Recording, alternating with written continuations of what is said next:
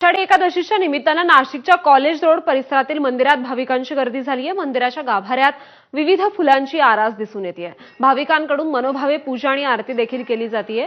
याचा सविस्तर आढावा घेतलाय आमच्या प्रतिनिधींनी, बघूया।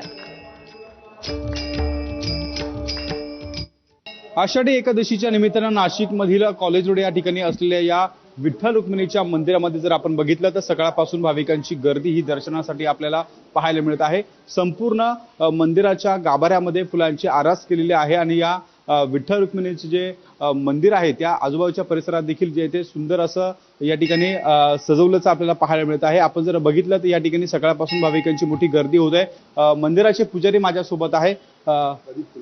कसं सांगाल आजचं नेमकं काय महत्त्व? नामदेव विठ्ठल मंदिर हे कॉलेज रोडचं मंदिर विष्णुपंत तुपसाखरे आणि सुशीलाताई तुपसाखरे या दोघांच्या संकल्पनेतून उभं राहिलं। तर आषाढीचं महत्त्व असं आहे की आजच्या एकादशीला देवशयनी एकादशी असं म्हणतात।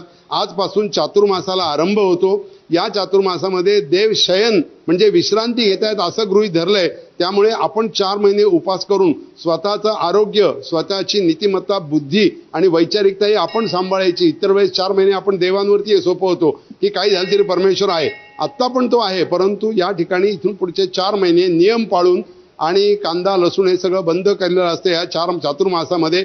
आणि यानंतर देवशयनी एकादशी नंतर कार्तिकी एकादशी जी होते तिला प्रबोधिनी एकादशी म्हणतात।